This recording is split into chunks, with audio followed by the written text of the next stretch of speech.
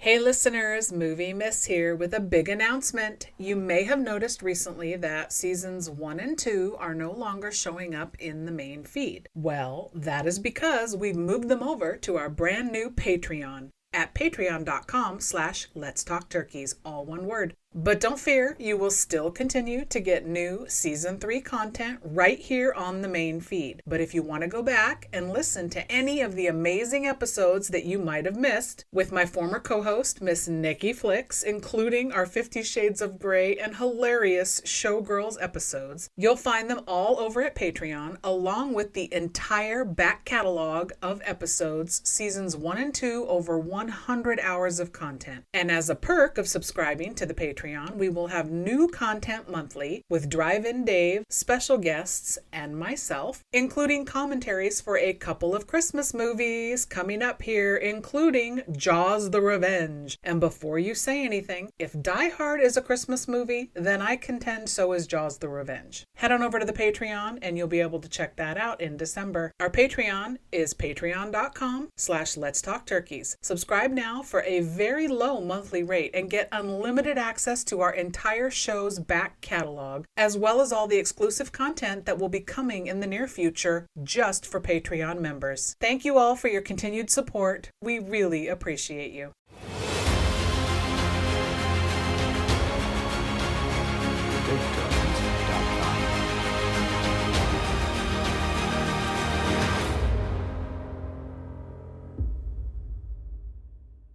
Baby, you are gonna go broke showing turkeys like these. It's turkey time. Gobble, gobble.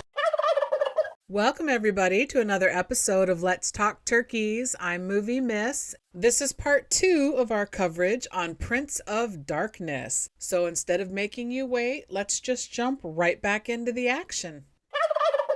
So inside, math equations are now popping up on a screen, but Redhead is not inputting them. She's just sitting there watching them pop up on the screen. I did not understand that at all. Just sitting there. I thought she was inputting them earlier. So what's happening? I think the devil was self-translating by this point. You have to be right because there's no other explanation.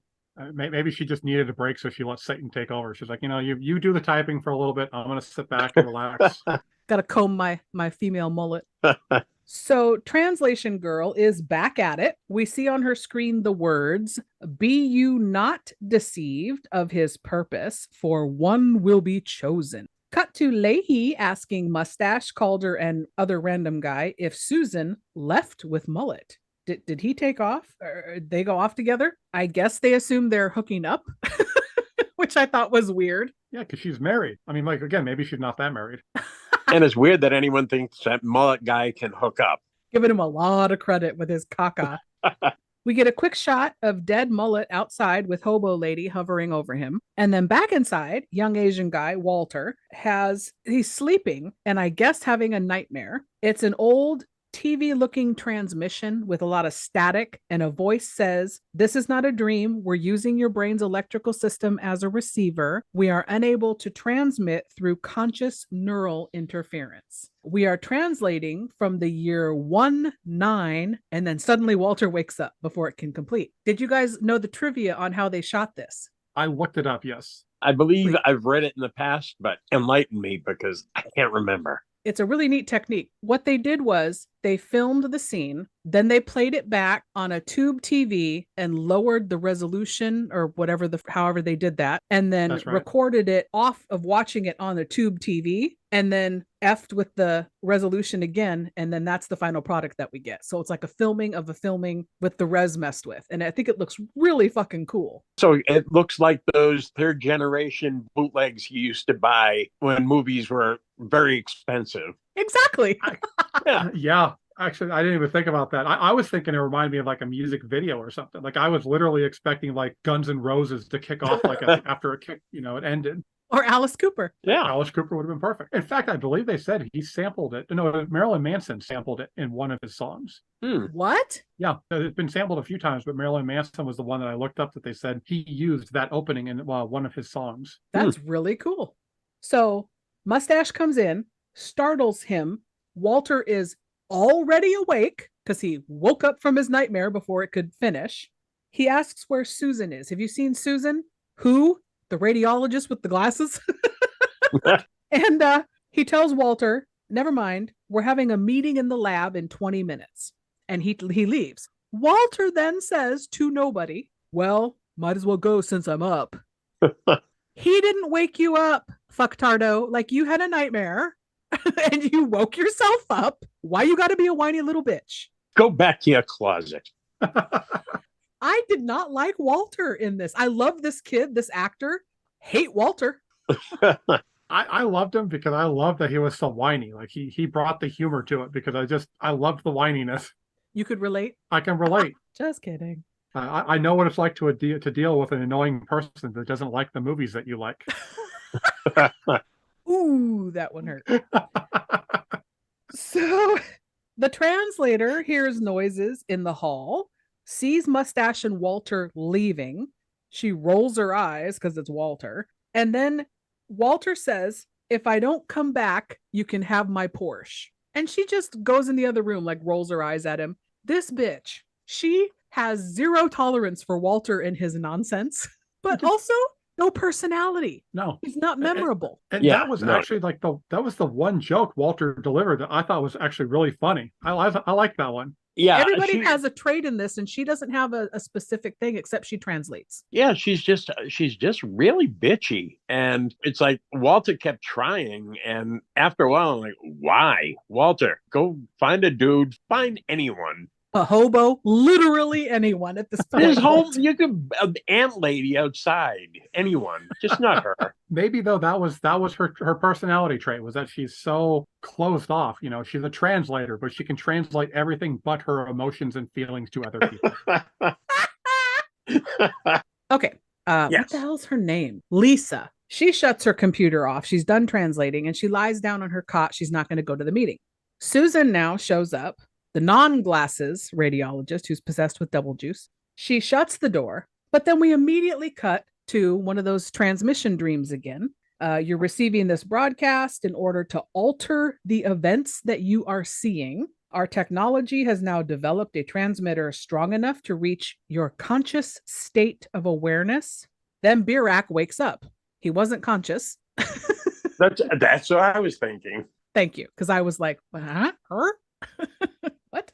We don't know what kind of sleep it was. If it's not a full, I think they call it an RM sleep, maybe, REM? You know, like, yeah, maybe a full like REM sleep. Maybe you're in that position where you're still kind of awake and you're kind of asleep. So your subconscious is working. Well, I just thought it was weird because he pops his head up. He was nodding off on his desk and the priest is sitting there staring at him. How long was he sitting there? How long was Birak out for? It's a little creepy. I mean, it was creepy, but at the same time, it's like, it's Donald Pleasant, so you just let him do what he does. It just was really weird. So the priest asks him, and we see this is why he was sitting there, because he has to ask him, what were you dreaming about? And Birak doesn't say. And the priest says, anyone in close proximity to the Brotherhood of Sleep has the same dream. What? Yeah, how? How? Give the movie a moment to explain. It'll come up with everything. Yeah. You have to trust in the movie. The future is spamming us. That I believe. Kind of makes sense why it almost looks like a Levi's commercial. So we cut to Susan climbing on top of Lisa, the translator chick, while she's lying on her cot. Very erotic vibes here. Yeah, I thought I was watching a totally different Prince of Darkness. I thought this was like the interracial porn parody or something. I was like, oh, whoa. What is this? Yeah. Also, I thought, how sturdy are these cots? Because, yeah, just working her way up. Then she shoots a stream of liquid into Lisa's mouth. So Lisa's going to be possessed now, too. Once again, folks, this is not a dirty movie. This is a John Carpenter movie. And that took some real precision because they had to do the one mouth ejaculating the stuff into the other mouth. So everything had to be lined up perfect. You almost wonder if there is a little porn directing in Carpenter's past, because it was a really good shot. Like they shot it well. Just picture like the actors like telling them like, how did you know how to do this? Don't ask any questions. There's going to be films we're going to look up. It'll be directed by Martin Quatermass. Or would that one be Martin Quarter ass? Back in the office now, the priest says, guardian priests have had those dreams for many years, and they are a premonition, and they're going to dream it every time they sleep, he says to Birak. How does he have all this information? Was this all in that big book that the dead priest left? He had to do something. He couldn't talk, so he probably just wrote everything out. I think so. Dear diary. Today, I went to the grocery store because it was Monday, and I guarded the devil juice like I do every day. What a boring read. So, down in the bowels here, Mustache and Walter look for Mullet Guy. It's empty, of course. Walter says he hopes that Mullet and the radiologist are indeed off having sex and getting Chinese food. Okay. I'm disappointed they did not do a very good job looking, because how the hell do you miss Mullet Guy? Like, how is that body not visible? True. Right? And he calls Walter an asshole and walks off. Which, if Walter has a crush on Mustache, that probably really hurt his feelings. Then we see dead guy on the floor, dead Homer Simpson. Devil juice is dripping slowly into his mouth while his little broken neck lays there. Then we see Blondie, whose job here is still unclear. Don't know what she does. She pops in on Redhead, who is just staring at the computer monitor as it's doing math all by itself still. Redhead says she's getting all these figures in the computer, but they don't make any sense. Okay. Blondie points out it is 3:30 in the morning, a.m. Redhead says, go get some sleep, and I'll wake you in about 45 minutes. What? It's 3:30 in the morning. I didn't ask for a 4:15 wake-up call. Right? What? And also, what does she do? Anybody? I have no idea. I have no idea. They've never explained it. So then Red notices the bruise on Blondie's arm looks like a symbol. Weird. Yeah, it's a Blue Oyster Cult album. It's a symbol. But I like how she looks at the symbol and she goes, huh. Well, anyway, good night. That's the end of it. So stupid. Blondie goes and lies down in the now empty girls' room full of cots when Calder pops in and says there's a meeting at the lab. Should I come back for you? Blondie says, give me 15 minutes. So we went from 45, which was going to be a great night's sleep, apparently, to now we're only going to get 15. Which also, it's kind of messed up that, she's not going to tell anyone about, okay, so you got two different wake-up calls and you're not going to get them to coordinate with each other. So what if after the 15 minutes Redhead comes in and finds she's not sleeping? She just wasted her time. What the hell? Bitch got nothing but time because the devil is doing his own math now. So she's good. Calder sees that Lisa, the translating chick, is kind of in a trance. She's writing the phrase I live with an exclamation point, not they live, I live, over and over and over on the computer. Kind of like The Shining vibes. Yeah. Right? Now, did you ever stop to think that maybe this was all a huge mistake? The devil is is doing something else and Lisa's just mistyping it. It's supposed to be I love, I love, I love. That is very possible. Lisa doesn't get enough sleep. Exactly. No, nobody here is, apparently. Well, it's hard to sleep when you got glasses squirting on you. So she's typing this, and then she starts typing some other random phrases. He will not be saved. God, something about God and plutonium. Yeah. What? God and plutonium cannot save you. In fact, you cannot be saved. Yeah. And then Susan shuts the door, and they knock Calder down. And then we cut away. So we don't even see in this moment what happens. The plutonium line, that was confusing, right? I'm not the only one that missed that whole reference, what that was supposed to mean or anything. I had no idea. I'm thinking it's just a reference to the devil is not that bright, but he does understand that plutonium is a modern age thing. And he thinks the god plutonium can't even save you. Huh. I'm not sure if I should deep thought on that or laugh. I don't know. Yeah, I'm confused too. It's funny, but at the same time, it's there actually is probably some interesting idea behind it. So my brain is broken. Where do I go? This movie just takes you on a roller coaster of emotions. It's very difficult. Leahy is telling a dude and Walter that the entire building is going to have to be encased in concrete. We're going to have to just bury it. What? Not practical. No. So we cut to Susan on top of Calder. She gives him mouth to mouth. They're making out, but we hear voiceover sounds of water pouring, like liquid pouring. Yeah. So we assume she's giving him the devil juice. It was so stupid. It sounded like somebody just like pouring a water bottle down a drain. Like we didn't need that. I would have known what she was doing. Cut to a meeting in the lab where we get the priest, Birak, Leahy, random dude, Walter, redhead and mustache. The priest and Birak are discussing the dreams that they've been having. Birak says it's like a pre-recorded message, and Mustache explains it's all because of tachyons. All I did was think of Land of the Lost. I wanted Will Ferrell to come in and explain tachyons. This is about when the movie loses me, when I'm like, it's quantum physics. I don't get this. You're so good, though. You're such a good Carpenter fan, Ted, because you're like, fuck it, I'm just going to roll with it. Whatever. Oh, yeah, you do got to roll with it. I know, because how many quantum physicists are in his viewing audience? We kind of all have to just roll with it, right? Yes. A shared vision of something that is yet to occur. Caused by that thing downstairs? Perhaps not. Tachyon is a subatomic particle that travels faster than light. Supposing it isn't a dream. Supposing it's a message.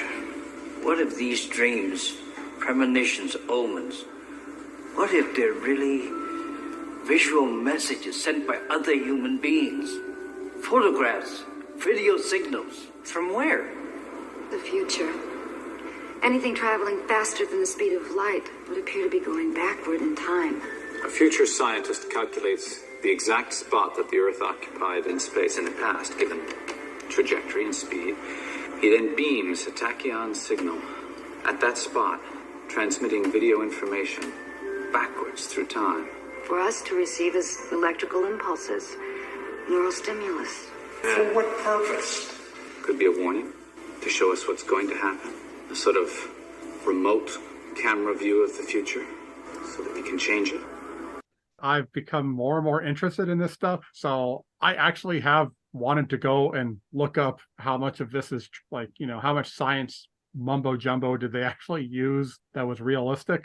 It sounds real. Well, let me help you with tachyons because I grabbed my phone and Googled it. It is a hypothetical particle that can travel faster than light. And then they say that tachyon is a Greek word meaning swift one. It's not. I looked that up too. But whatever. Mustache is now doing card tricks, standing off to the side. He's like flipping cards through his hands, much like one would do with a coin. In the audition or the table read meeting ahead of time, that Jameson Parker was like, I think my guy should really be good at card tricks. That's actually true. And I looked up in the trivia, all the stuff he did, he went to Carpenter. He's like, I can do this. And Carpenter's like, go for it. Do it. Sadly, the actor who went to Carpenter and said, hey, my character likes to do got your nose, he just never got the job. No way. I would have been, you're hired. Can you do the thumb too? Holy shit. So my point is, though, about the card tricks is while they're having this serious conversation, he's standing off to the side just doing his card tricks, and it's so distracting. It wasn't necessary. Well, especially like the timing of one of the shots, because like when he does the thing where the card disappears and then they go to Leahy and he's got this look on his face like he's a 5-year-old kid at a magic show. He's like, holy shit. Yes. Yes. He's supposed to be in awe and shock of what information is being presented to him. And instead it looks like he's in awe of the sleight of hand. He's like, that's how you get so much ass. Now I get it. The mustache and the card tricks. Leahy has to up his game. Okay, the priest says, what if this is all a message? And Birak says, a premonition, a warning of what's to come. And I didn't understand how that transmission from the future, the dream thing, is a warning of things to come, because I don't know what it's saying. What actually ultimately ever, I'm jumping ahead a little, gets said in this transmission that they can change or affect? I don't get it. Yeah, it's unclear. We just know that it comes from, I think we finally find out it came from 1999, but nothing beyond that. Good. It's not just me then, because I was like, what are we learning exactly from this? Yeah, and it kind of seemed like a little bit this is my problem with when you get into future technology type stuff in older movies or TV shows. It kind of makes you wonder, like, okay, you don't have better technology. You can only beam it directly into our brains when we're sleeping. You couldn't have been like, oh, well, hey, you know what? By the way, we're going to send UPS with this flash drive, and you can just plug it in. Right? Get a DeLorean. Yeah. So suddenly, when they come to this realization about the dream, all of their equipment magically dies and everybody starts panicking. And then we see somebody goes out and notices a mullet guy. He's outside and his voice is weird and almost sounds a little bit like when Leslie Nielsen and Ted Danson are waterlogged and come back from the dead in Creepshow. Or is that just me? That's immediately what I thought. Yeah, it does have a weird thing like that. The process they used. Yeah, it was really fucking cool. So everybody gathers at the window to see him out there, and he's covered in bugs. He tells them to pray for death. Ooh. And then his head falls off, and there's bugs everywhere, and his body just collapses into a giant pile of bugs. I was confused because, okay, were the bugs eating him, like the body eating away, or did the bugs just basically repiece him back together like a giant puppet, and they were manipulating him? And then they're just like, oh, shit, let's just give up, and they let him fall apart. Yeah, I'm going with the puppet. And the way his body collapses, it's like one of those things that you get at IKEA that you don't put together right. It just kind of like, boom, boom, boom, and it's broken. Yes, totally. Somewhere off to the side, there's a bug with like the instructions. I don't think we did this right. And then the wife bug is like, well, if you wouldn't have had so many beers, it would have been. So now we cut to Calder wandering around singing to himself Amazing Grace. Yeah. Everyone comes out and sees him. He takes a broken piece of wooden banister. He like smashes the banister and then cuts his throat, tries to slit across his throat with it, but it doesn't really, it kills him, I think. Sort of. I was confused. Yeah, like, did it kill him and then like the devil juice was keeping him alive, or like I didn't understand that. Kind of what I thought. Why could he remember the words to Amazing Grace, but none of the other ones could say a word? This is why I was confused, Ted. You're right. Nobody else is talking. But Mullet Guy did talk outside. I don't know. And his voice was distorted though, and whatever his name is, I forgot his name already. Calder. Calder, thank you. He could talk in his normal voice. It wasn't distorted. Like there was nothing wrong. Yeah. So they bandage his neck, and this is where I wrote in my notes, but is he dead? Because we just cut to him with a bandaged neck. No, they just put some Neosporin on it, and he's all good now. So Lisa and Susan, still possessed, have moved the cylinder of green devil juice right next to Blondie's bed, her little cot, while she's fast asleep. So now we're finally gearing up for the slam bang finish. This is where you're like, ooh, here we go. Yeah. So we see the homeless population of LA has now blockaded all entrances to the church. Nobody's getting out. Furniture and trash everywhere. Walter goes upstairs to find the devil juice leaking up and filling the ceiling above Blondie while she's sleeping. He stays surprisingly calm as he's watching this water pour down, and it's going into all of Blondie's orifices, like eyes, mouth, everything. He's surprisingly calm for walking in on this, don't you think? It's like, you don't see that every day. Nothing more. But it's a fucking rad shot. Like, that is a really, really fucking cool. Yeah. Yeah, that was, I don't know how they did that, but I that's one of the things I love about Carpenter's movies is his special effects and stuff. He does some really cool shit. And practical. It's practical effects. And it's always on a low budget, with the exception of like The Thing. And even that wasn't a huge budget. He works well with no money. Agreed. So Walter gets startled by Susan, falls down. Leahy comes in. Lisa squirts in his mouth her devil juice spray. He falls into the hall, all dramatic like. Apparently it's horrible to get this stuff in your mouth. Like, they just can't take it. Well, have you ever had warm Mountain Dew? No, I don't drink Mountain Dew, sir. You're missing out. That's what everybody says. Lisa pops out into the hall. The priest sees this happening, shuts himself off into a room alone. He goes into this room with this creepy big wall-sized mirror. Giant mirror on the wall. Makes me wonder, why was there a giant mirror on a wall in a church? Did they have like step aerobics class like every Tuesday or something? Yes, the nuns had to go in and do that. Oh, wait, no, because the guy was in there for 30 years by himself. I don't know. That makes it even creepier now. Like, what the hell was he doing with it? I mean, was this priest doing the James Gum dance, looking at himself? I'd pray to me. I'd pray real hard. I'd take my confession. Walter jumps up and shuts himself into that closet in that room. Walter's now in the closet. We would argue he's been in it the whole time. Yes. Yeah. So Broken Neck Guy, this is a Homer Simpson, and Calder show up now. So Birak, Random Dude, Mustache, and Redhead lock themselves into another room next door and barricade the door. So the four of them are in there now.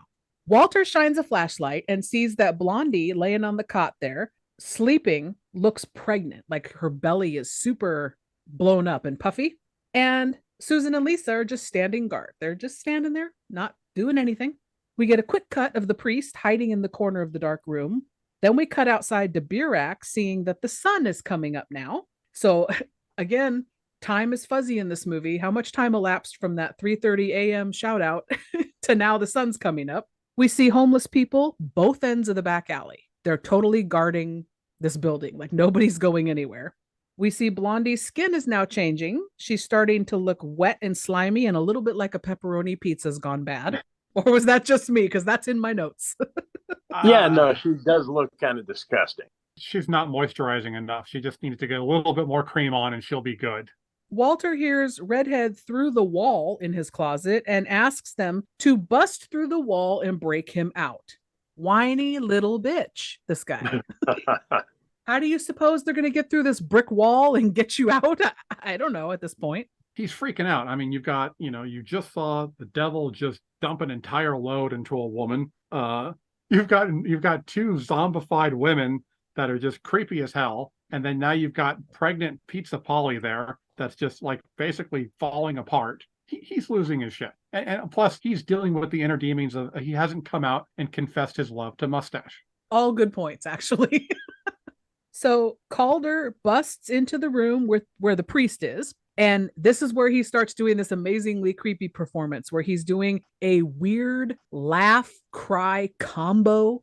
And he sees himself in the mirror and he's just giving like 110%. He should have won an Oscar for that because that freaked me out. So Redhead and everybody in that room stop for a minute. They stop trying to get Walter out by scratching at the wall with this piece of furniture they have, which apparently can remove brick. I don't know how they're doing that. One of those items they just got off the television from Billy Hayes. So they take a break from that, though. They stop trying to free Walter, who's freaking out, which was weird to me. And they decide that they're going to try one of them jumping out the window to see if they can get out and get away. This was dumb. Thank you. I was like, what, you're going to abandon Walter, and to what end? You're going to try to run away. You're not going to try to stop what's happening? I would have run too. But to me, the dumbest part of it was that these homeless people don't appear, we haven't seen them run. Well, we've seen them run, but they haven't. So all they know is they just kind of shamble around. They're shambling slowly towards you. He could have hopped the fence. Oh, that was my point. For 35 years, 40 years, I've seen this movie. And I always think if he just jumped the fence, they're all encased in the fence. He's out and he can go save the day. Exactly. But Mustache is out there, and if the unwashed masses start descending upon him pretty quickly, he jumps back up, and instead of going over the fence, he goes back inside. It's tense, though. The scene is very tense. I do like that in my horror movie. Now we cut to Walter, the resident comedian, trying to tell a joke to break the tension that he's feeling, I guess. I'm going to go ahead and I'm going to say the joke because this joke offended me that he thought this was hilarious. He says, a Jewish mother goes to the airport to meet her daughter. The daughter steps off the plane with an 8-foot tall Zulu warrior with a bone through his nose. The mother screams, "You fool, I said a rich doctor." The only reason this joke is offensive is because it's not funny. That's what I'm saying. This is the best you could come up with. Are you kidding me? Yeah, like that was just, I mean, I don't know if he missed steps in the joke and just delivered the punchline too quickly, but there was something missing from that joke. He's not headlining at the comedy club anytime soon, basically, is what's happening with poor Walter. What's up, VHS heads? I'm Matt. Join me and my two broskies, Chris and Dave, on our movie comparison podcast, The VHS Abyss, putting two movies from the golden age of cinema against each other. Whether it's a teenage soldier head-to-head, like Red Dawn versus Toy Soldiers, or simply picking two from a back catalogue of icons of the VHS era, like Roddy Piper or Jamie Lee Curtis. Whatever link we can find between two films, we've got you covered. With facts, gaffes and plenty of laughs along the way, join us on all podcast platforms to discover who will be crowned champion of the episode. We are the VHS Abyss. Whether it's a hit or a miss, we love to reminisce. This episode is brought to you by Truly Unique Jewelry. You're a one-of-a-kind, so it's unique, spelled Y-O-U-N-I-Q-U-E. With all of the jewelry options mass-produced for each season, you're left wanting more when it comes to pieces that showcase your individual style. Head over to trulyuniquejewelry.com and scroll through handmade one-of-a-kind options for every budget, with pieces starting under $1. Beautiful costume jewelry to fit every age and every budget. Custom orders are also available for no additional charge, and they flat rate ship so you can fill your jewelry box with matching pieces for every outfit in your closet for one shipping fee.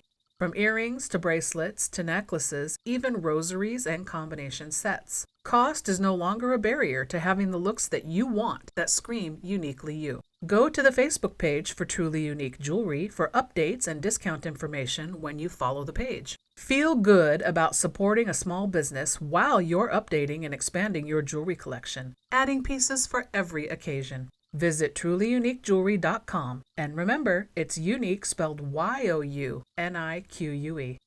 And now, back to the show. So we see this transmission dream again. Redhead is now having it. She wakes up just as the voice says the year they are transmitting from is 1990, and then she wakes up. 199, sorry about it. So random guy in this room is still chipping away at the wall, which is brick. We can see the inside of the wall is at least 2 layers of brick. How, y'all? How are they doing this with a furniture leg? Yeah. It's an old building. I still call bullshit. So Birak tells Mustache, nobody on the outside can help them. Then why were you trying to get out? He just wanted to get away. He's like, I've had enough of this shit. You guys, you're on your own. So I'll go find Redhead, another random mulleted redhead. they were aplenty in the 80s, apparently. With the movies we've seen, yes. Redhead comes over to Mustache and presumes to tell him what he is thinking, and then you're wrong. I know this is what you're thinking, and you're wrong. What? You don't need this bitch, Mustache. You can do better. So she's clearly talking about the love comment that was not said earlier in the film, and they kiss. Who could care? Yeah, I mean, at this point now, I'm pulling for Walter and Mustache. So, like, I'm obsessed with that. You're Team Walter. I'm Team Walter. So we cut back to Calder, who's still weirdly obsessed with this mirror and what's happened to him, and with the weird laugh, giggle, cry thing. Then we cut back to Blondie, full on pizza face. Full on. Her belly is now back to normal. So apparently she's absorbed all of the devil juice. Is that what has happened here, I guess? Either that or she just let out a hell of a fart. So night is now falling again. Birak sees tons of ants outside and equates them to the possessed homeless people, their colleagues, saying that they're all being controlled. The devil's controlling all of it. That's what's happening. I guess at this point you could surmise that that is what is going on. So Redhead points out their mission, according to the book, is to bring the father back from the dark side. That is what these people are all doing, the devil-possessed people. So Dave, remember I told you to put a pin in that theory earlier about God? Refresh me where we are. I forget. So Redhead is saying that apparently the father needs to come back from the dark side. That's what's happening, why the devil juice is doing what it's doing. But earlier, Dave said God, being the father of Satan, buried. Oh, yes. So please explain to me what is happening now. I think that the father in this situation isn't God and Lucifer and all that. I think we got a much more primal, basic devil god, and Dad has sent forward his son as a tube of liquid goo, and Dad wants to come through the other side of the mirror. To make his son corporeal, he has to be flesh and blood now, and that's why he's taken over this girl's body. So he needs someone to pull him through. Okay, so the prince of darkness is not Satan. The pizza face girl. Yeah, it's a pizza face girl. Satan is the dad. Who's in the devil juice then? I think the devil juice was just like a seed for the kid to come through, to become flesh and blood. So who is in the devil juice? Who was buried in that cylinder for 2,000 years or whatever? I don't know. I'm guessing that is the girl now. That every time they shot devil juice in someone's mouth, it was with the plan to impregnate one of them or take over one of them physically. Okay, see, this is where the movie, I can't think too hard. Yours is the quantum physics stuff. You just roll with it. I just have to roll with this part because I don't understand. If God buried his son, who is Satan, in the devil juice canister for 2,000 years, and he's possessing somebody now, this is Satan, not the son of Satan. I mean, that's. Do you see what I'm saying? This is why I was confused. Yeah, but I mean, that's just going off of what it's supposed to be. Like, okay, we're all supposed to be God's children. Angels are supposed to be God's children. So devil would be one of God's kids. And right. he's supposed to do that. That's supposed to be what it is, but obviously they're going a totally different direction with it. So but the problem is they change directions halfway through the script. Maybe not. Because maybe this is the inverse. The mirror image is the inverse of the Father, Son, and Holy Ghost. So the devil, the Father, and the devil juice are all one and the same. Ooh. Oh. Deep thoughts by Ted. Went to Sunday school a couple of times. Huh. Like a Holy Trinity type situation, but the dark side. Unholy Trinity. Okay. See, thank you. I needed somebody to make this make sense. So essentially then the devil juice would be the Antichrist. Yeah. Okay. There we go. We figured it out. Because it looks like Mountain Dew, we'll call it like Antichrist Rush or some cool name for it. Yes. Devil Dew. Devil Dew. Walter now yells that he sees Blondie changing. Redhead points out she recognized the mark on her arm earlier is from the book. It would have been convenient had she mentioned it earlier. But she's mentioning it now. Oh, I recognize that symbol on her arm. So which brings me to something. Do you think Carpenter did it on purpose? Because that is the symbol of the band Blue Oyster Cult, who did Don't Fear the Reaper, which was in Halloween. Is Carpenter just playing with us? Oh, 100%. Yeah. Which makes me love it even more. It'd be like if he did it now and he had the Metallica lightning bolts. Totally. So they decide now, because Blondie has that mark and pizza face, that she's possessed by the green liquid. She's the host now. And Walter, during this scene, also says to himself out loud that he has to go to the bathroom. A, we didn't need that. B, go in the corner. What are you, 5? Like, be a man, go piss in the corner. Calm down. Devil's trying to break down the door. Like, what did you do in here? You nasty ass. Nasty ass Walter. So we cut to the priest reading from his Bible, and Calder doesn't hear him, but they're still in the same room together. Blondie fully wakes up, fully possessed at this point. She's not talking, and she looks a little bit in her facial expressions. This actress, oh, wow. I'm sure she's a lovely woman. I don't know her, anything else she's done, nothing comes to mind, but I've seen her in MASH.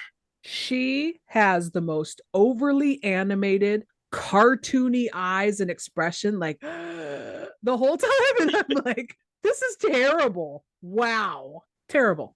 Yeah, we wanted the ultimate evil and we got Cindy Brady. Yeah. With pizza face. Yes. Susan and Lisa start to break down the door. They want to get to Walter. He starts screaming like a little bitch. He freaks out. He uses his flashlight to start busting through the wall to meet the hole on the other side that everybody else is busting through in the other room. And his flashlight is sufficiently taking out Brick. Should have done an ad for the flashlight. That's a sturdy flashlight right there. I literally this morning just saw an ad for a flashlight just like that. Monster truck ran it over, didn't destroy it. It can be seen from 10 nautical miles away. This was the precursor to that. He had the beta version. Okay, that explains it. So Mustache and Random Guy open the door. Broken Neck Guy comes in and squirts Random Guy with liquid spray. Birak shakes up a soda and sprays him in the face with it. Yeah. And then they put a pencil in his eye. I want to know why Broken Neck Guy didn't have his head lolling off to the side. Why was his head recovered? He still had a broken neck. It was just too thick. That was too meaty of a neck. That pencil in the eye and falling down though, like on the floor into the pencil. That was good. I liked that. Yeah. Mustache now goes out into the hall, knocks Leahy, who's possessed, upside the head with a block of wood. Not before Leahy, though, attempts to squirt him with the devil spray. And he did the one thing that no one else figured out to do. Move the fuck out of the way. Instead of stand there and try to catch it with your mouth. So stupid. So Walter makes it through the hole in the wall, finally. Lisa, hot on his heels, is grabbing onto him. They drag her through. Redhead and Walter beat the shit out of her with some bricks. And then they toss her out the window. That was awesome. Oh my God, were you guys laughing at that? That was hysterical. I loved it. The only thing missing was I was really hoping Walter would have been like delivered one last line of, "This is for not laughing at my jokes, bitch." That would have been the cherry chef's kiss on that. So Mustache sees Blondie is looking into a little compact mirror and she starts to like stick her fingers in it. It's kind of a cool effect, actually. Yeah. And then he passes the room and sees Calder in front of that big mirror. He hides when Blondie comes out and goes into that same room where Calder is because she sees that big ass mirror. She gets real excited. Yeah, Dad couldn't come through the compact, but he can come through this. Right. So this is where Blondie says, "Father," in this weird, strained, whispery tone, which seemed very cartoony to me, not menacing at all. She stands in front of this giant mirror, which is now lit up like a bright light. Really cool effect. I love this. We cut to Susan popping up for a weird jump scare and then gets tossed out the window by Birak and Walter. Toss them bitches right out. So then back to Blondie, reaching into the mirror. And do you guys know how did you do the research? Do you know how they did this effect with the liquid mirror stuff? Yes, I do. I do not. It was with mercury. It was like, I think they said like they drained the poison out of the mercury or something. Don't know the technical way of how they did it, but it was just the pure mercury, and they would dip their finger in there. So it would look like the mirror was liquid. Really fucking cool. I learned that and was like, whoa. Practical effects? I didn't know you could drain poison out of mercury. That's interesting. Yeah. Whatever the process like is it like the venom? Is it like taking the venom out of a snake? Do you just like put the mercury over a glass and squeeze it and like the juice comes out of it or something? Wring it out with cheesecloth? Yeah, I don't know. She's reaching into this mirror. We see the priest finds an axe and chops off her arm, which then floats off into the liquid behind the mirror. Really fucking cool.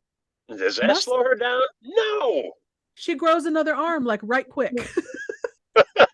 Just then, Mustache grabs Calder, pulls him out of the room. They tussle in the hallway. The priest then watches Blondie grow her arm back. He does the next logical thing and chops off her head.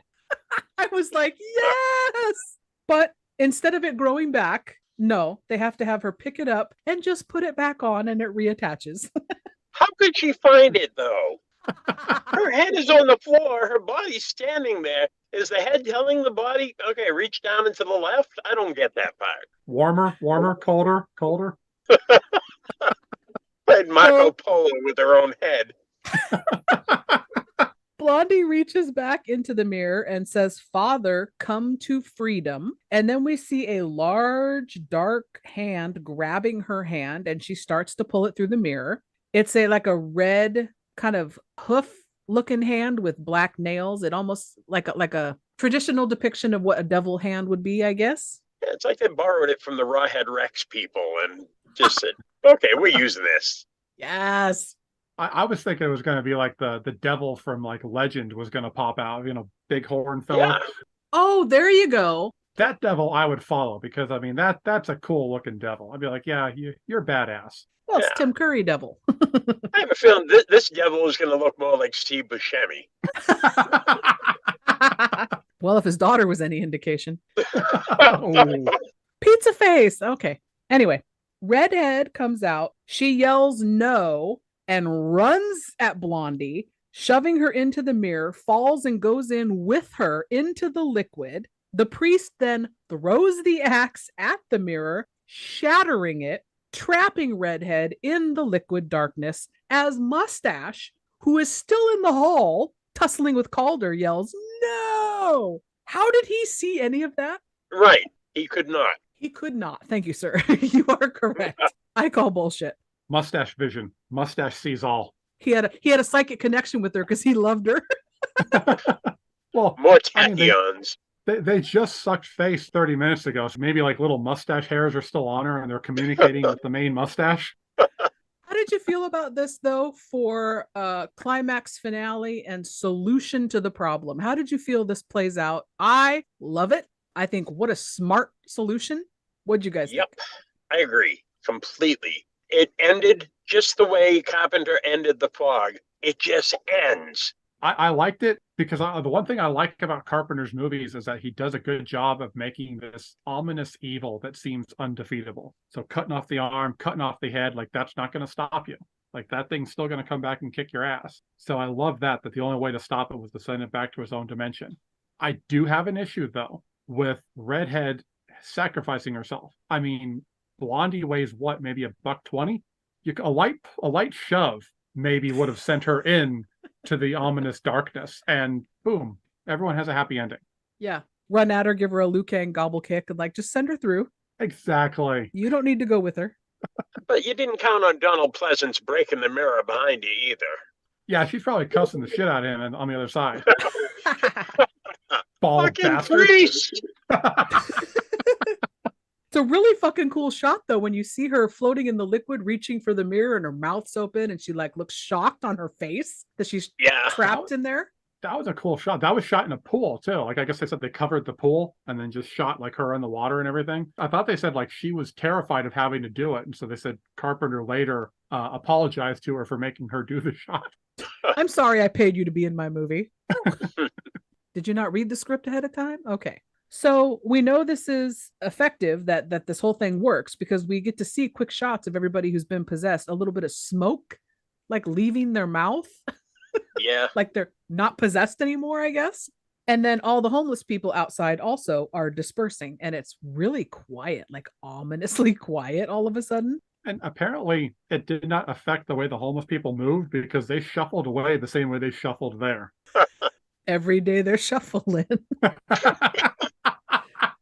So Walter jumps out a window and runs off. First time viewing, I'm like, you chicken shit. But turns out he's just going to get help.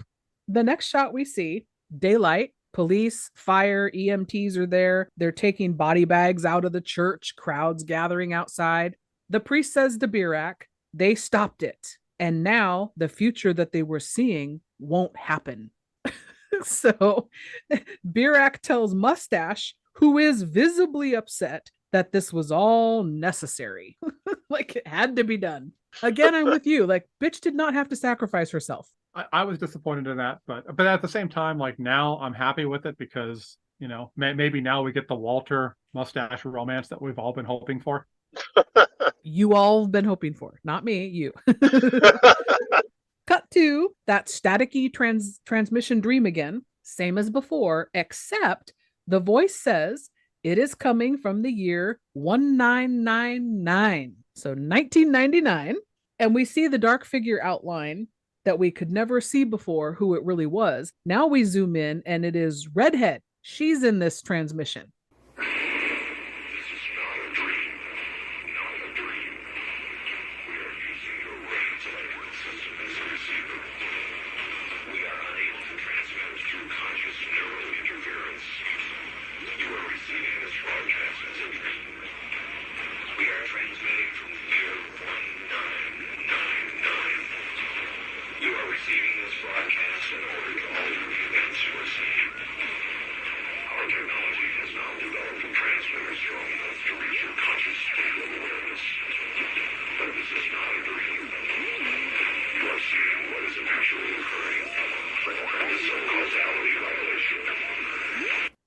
I have to not think about it too hard. It hurts my head. How is she on the side of good, supposedly, giving this transmission of a warning if they've solved the problem, and she's in the dark side because that's how she solved the problem? Yeah, how would she do that? Swimming with the devil, right? Name of Alice Cooper's next album. How is that even happening? I had to just go, whatever. Yeah, it's like end credits because I don't get this now. So Mustache is having that dream. He suddenly wakes up and he rolls over to a sufficient jump scare of pizza-faced redhead in his bed. He screams and wakes up. That was all a nightmare, fake dream. He goes over to the mirror in his bedroom and he starts to touch it and just to reach out to it. And just as he's about to touch it, cut to black. Roll credits, the end. In my research and some of the special features, there were interviews, like I said, and they were positing that this whole movie could have been him having a dream, Mustache, and that none of this actually happened. And they decided not to go with that, but they were kind of presenting that as an option, but that's not really what the movie they wanted to make. Yeah, good. I'm glad they didn't. Yeah, I agree, because it's like that's a cop out. Whenever they do that in a TV show, it's such a cop out. I'm like, oh, it was all just a dream. Like, oh, well, you just stole my money, you son of a bitch. Yeah, I just sat for an hour and 42 minutes for you to tell me, haha, just kidding. All right. Is there anything else we didn't talk about that you guys want to mention? Any performance or scene before we jump to 3 questions? Mine is just a very simple thing. This is one of those movies that I always wish there was a non-horror sequel to it, which would pick up immediately after it ended, and they have to explain what happened to the rest of the world. You got all these firemen and police and body bags, and they go, no, seriously, there was a thermos full of devil in the cellar, and everything happened. There were bugs everywhere, worms on the window. How do you explain this to the world? I want to see that sequel. That's easy. The priest did it. You'd be like, wait, who's missing? The redhead. She did it all. Yeah. Blame Catherine. She did it. Yes. I'm with you. That would have been really funny to see, actually. The only thing I wanted to bring up was we kept talking about Victor Wong. I want to bring up how much I do enjoy him because of all the movies this man has been in. They are classic. I mean, Big Trouble in Little China, The Golden Child, Tremors. This man has got a list of just amazing films, and he's so fun to watch. And I was doing the research, and apparently his character was a nod to a real-life physicist and mathematician named Paul Dirac, who I guess they said predicted antimatter. So that's interesting. That's the tie to the whole quantum mechanics thing. So that's how this all works. Okay. Well, I love Victor Wong. Everything he's in that I've seen, he's a delight. So I was so happy he was in this. And he works so well with Donald Pleasence. Like, I wanted to see them do more movies together because they were such a good team. I'm telling you, The Priest and the Professor, it's a sitcom we all needed. And then, like, what, do they adopt Webster? I mean, like, they can have, like, raise a little child. Walter. That would be perfect. But that's only after, like, 8 seasons when it's starting to lose something. They cousin Oliver with it. Okay, so let's jump to 3 questions and wrap this bad boy up. All right.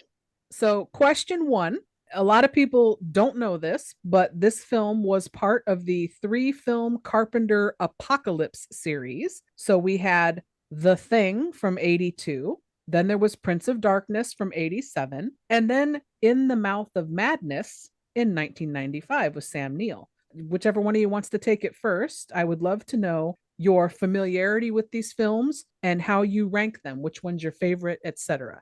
I'll let Ted take this first. I will go in the order of release because I do think The Thing is one of the greatest movies ever made, not by Carpenter, but by anyone.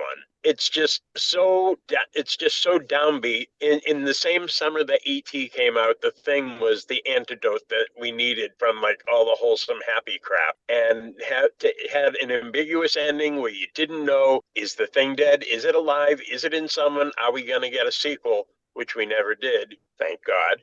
And then you go to this, which is another very downbeat, ambiguous ending. Evil won. She's dead. Evil didn't come out, but Evil's not totally defeated. He's just been shoved back into his other plane for the time being. and I love this movie. And then you get to In the Mouth of Madness, which is a little bit too Lovecrafty. I think it gets more into the black arts, the darkness of it all. I love Sam Neill's performance, but overall, I just thought that movie was not one of Carpenter's greats. I thought, he was reaching for something, swinging for the fences, and he never got it there. Okay. Okay, I agree on The Thing. The Thing is probably one of my all-time favorite movies. Amazing film. To me, that's the best Carpenter film. I love it so much. I'm going to swap out In the Mouth of Madness with Prince of Darkness. I think it's just because I am a Lovecraft fan, and I loved the nod to the whole Lovecraftian lore. And Sam Neill's performance was amazing in it, especially like at the end when he goes batshit crazy. Like, he nails that. And the creature effects were just really cool too. So that movie just really freaked me out. It took me a while to warm up to it though. Like, the first time I watched it, I was not a fan. The more I got into it, the more I was like, okay, this is really cool. So, and then I got to go Prince of Darkness, which is another one that's growing on me the more that I see it. But unfortunately, I've seen In the Mouth of Madness more. So it's just like inching out that race, just a little by a nose. Ted, do you have a rebuttal to that? I'm good. So for me, I love all three films for different reasons. I think The Thing is a masterclass in horror, sci-fi, and filmmaking for a lot of reasons. It's just one of my favorite movies, period. Prince of Darkness, I love it because it's not so bad, but it reeks of its time. It's a product of the 80s, and I love it for that.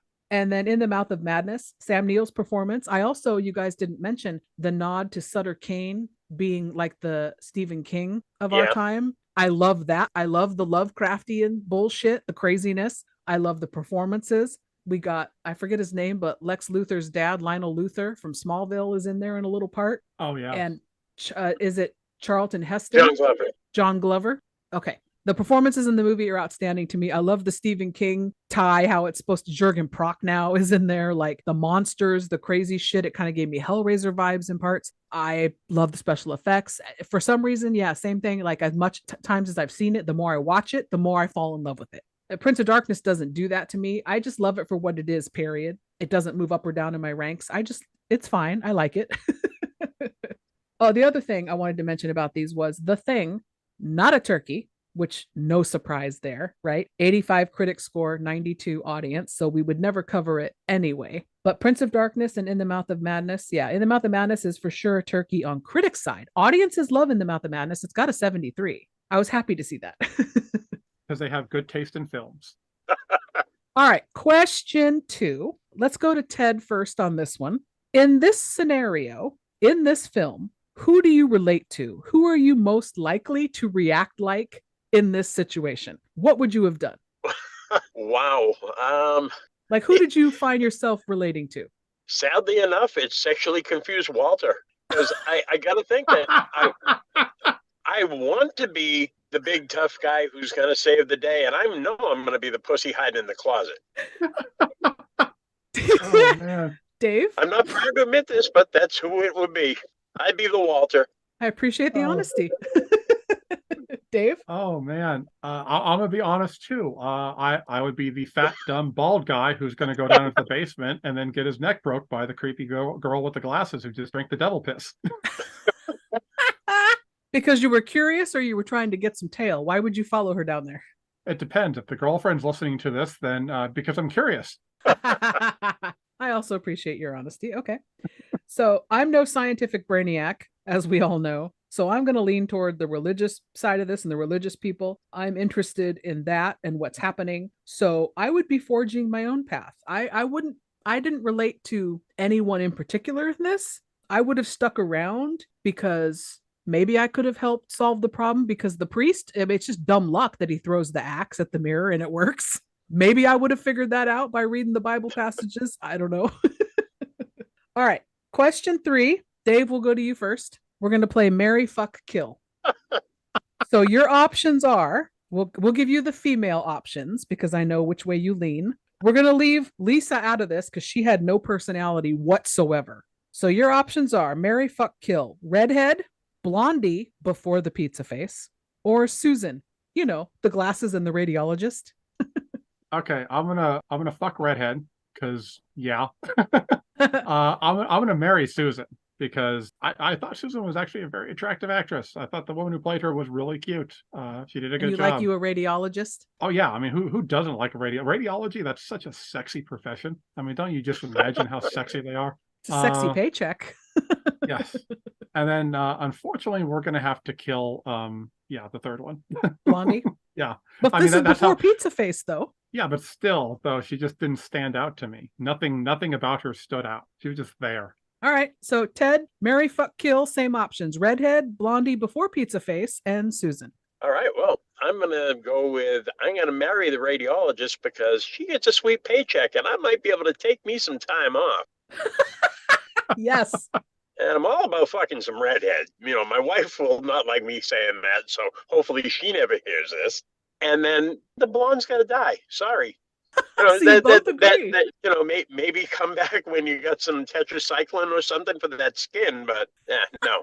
So I gave myself some male options. I went with marry, fuck, kill, mustache, Walter, and the Alice Cooper street schizo brother. So clearly I'm killing Alice Cooper. I don't want me any of that. I'm going to just fuck Walter. He's a one and done. He's a whiny bitch. You're out of here. And I'm going to marry Mustache because he seems to have a good head on his shoulders. And I can just leave the room when he starts doing his magic tricks with his cards. Let's hope it just ends with the cards. I mean, you're marrying this guy. He could be pulling all kinds of different magic tricks that you don't even know about. Watch me pull this out of my ass. That could be fun. There's potential there. All right. That is going to wrap up our discussion on the 1987 Carpenter film, The Prince of Darkness. If anyone out there is interested in checking this film out, it is currently available at the time of this recording on Peacock and pay streaming on Amazon Prime. I want to thank you, Dave, for joining me today. Thank you so much. I hope this was fun for you. Oh, this is a blast. I want to say before we go that I just want to say hello to our sponsor. Today's episode was sponsored by Devil Juice. Drink it up, kids. It'll suck your soul.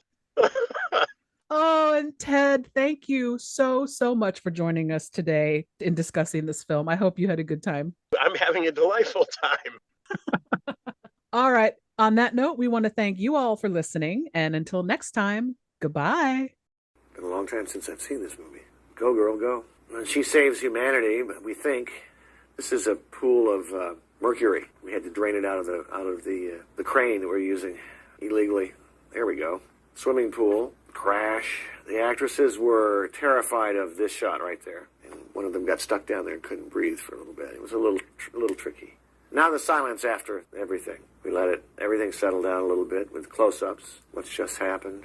Everything is quiet. See victims, heroes alike. Everything's sort of going away, coming back to normal, we think. Downtown Los Angeles, little church. I believe it's still there. And this is a waking up from a dream in a dream, which has been done a bunch of times. He wakes up again. I just wanted to do it once myself. And then we go to the mirror shot, and it's one of my favorite shots in the movie because it's really very simple. He just walks up and touches it, not quite touches it. But from what's happened before, you get a sense that there may be something still there on the other side. From here to there, as I remember. You're not quite sure yet. It's a mirror. Hands up to the very moment. Out. Hey listeners, Drive-In Dave here saying we know you have a lot of options when it comes to podcasts, so we want to thank you so much for listening to ours. Please be sure to follow us on all your social media platforms. Join us in the Bad Movie Conversation. We're on Facebook with a Let's Talk Turkeys page, as well as a discussion group where you can chat with other people who also love bad movies. We're also on Instagram at Let's Talk Turkeys, all one word. Plus, we're on Twitter with the handle at Gobble Podcast. That's GOBBLEPODCAST. And of course, you can always email us direct at Let's Talk Turkeys, all one word, at yahoo.com. You're still here? It's over. Go home.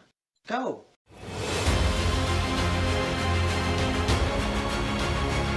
Good.